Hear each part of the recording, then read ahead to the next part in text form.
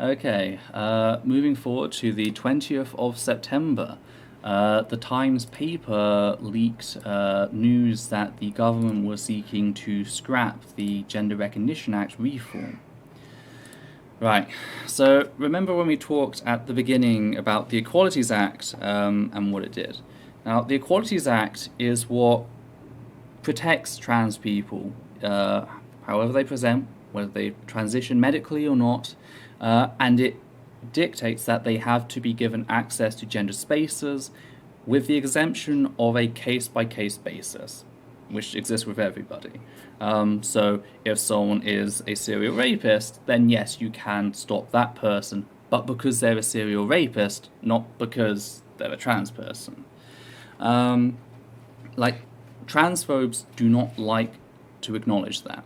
Instead, they choose to focus on the Gender Recognition Act, specifically the Gender Recognition Act reform.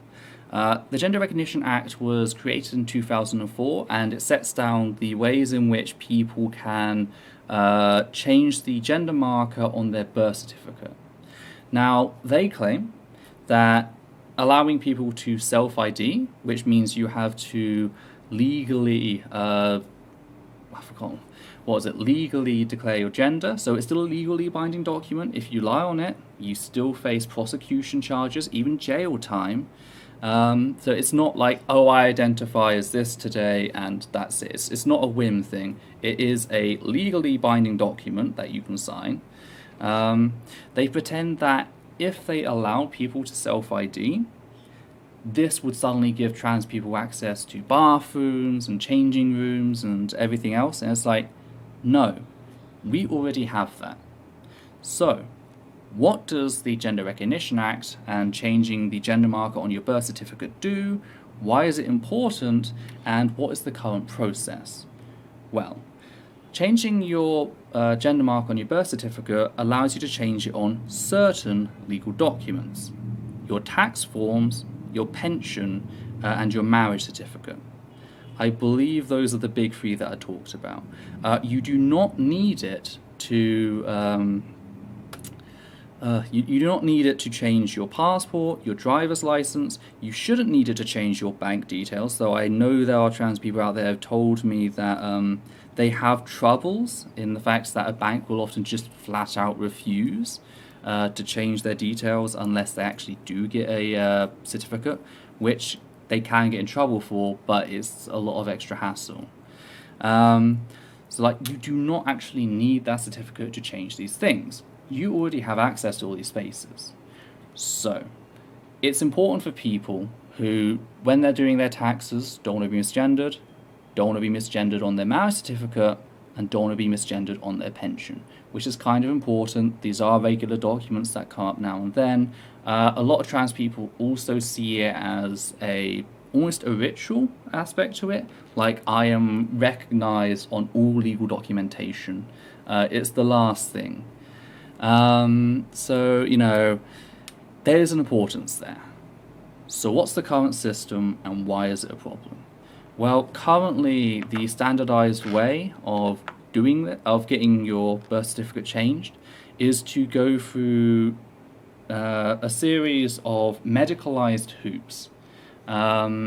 Notably, we have the facts that a person is expected to live as their chosen gender for 2 years. Now that sounds simple, right? You're a trans person, you should be living as your chosen gender anyway. The problem is, what that entails and the safety involved is entirely up to the trans person's GPs and the people that they get recommendations from. I knew a trans person back at university who had a shitbag of a GP who not only enforced very archaic gender roles, demanding that she wear dresses when that just wasn't a good idea for her industry. She worked in engineering. That just wasn't suitable for engineering. But they also demanded that she do it at all times, including around her grandparents. Now, she loved her grandparents, but she did not feel safe around them in coming out. Yet the doctor was threatening to use that as argument that she wasn't actually trans and to deny her changing the gender marker on her gender recognition certificate. Like, that is the abusive and controlling behavior. Now, she was faced with the possibility, like, she was faced with the decision of, do I risk tearing apart my entire family, or do I risk, being misgendered on this important piece of documentation for the rest of my life? So, that is what trans people are currently faced with. And for what? What is essentially legally transitioning? They have to go to doctors to change legal documentation, which has nothing to do with the medical system, which, there's absolutely no reason for. A legal declaration covers all bases. It allows people who just want to legally transition to do so without feeling pressured into medically transitioning, because that's another of the arbitrary rules that GPs can set. They can use the fact that a person isn't medically transitioning as evidence that they're not really trans. They're one of these trans trenders they've been hearing about. So yes, there's a whole lot to sort of unpack there. So there was going to be a big reform. We had a big consultation in 2016. Over 100,000 Brits responded, and then we heard nothing about it for years. Well, I say we heard nothing about it. Trans people were constantly talking about it for the several years, demanding the government release the information. The government was refusing to.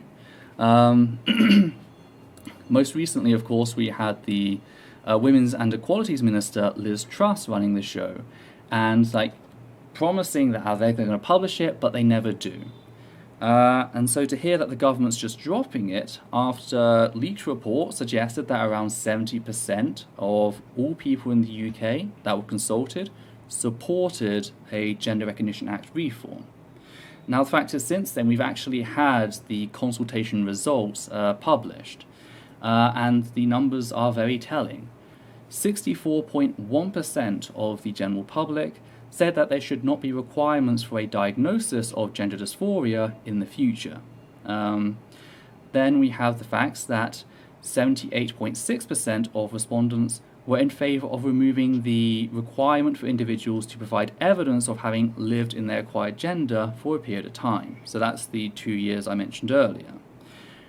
80.3% were in favour of removing the requirement for a medical report, which details all the treatment received.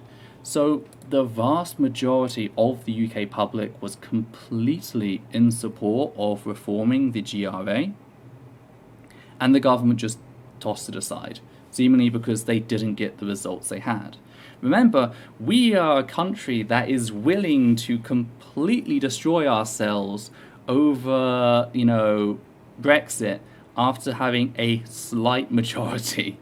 So for the same government to then turn around and just ignore a clear majority, after it's spent, I don't even know how much money would have been spent on this consultation, and just claim, oh well, people don't see it as an important issue. It is just ludicrous. It really is. And it just it wasted so much time and work of the people who campaigned and did everything they could to spread awareness, and it really is quite sad.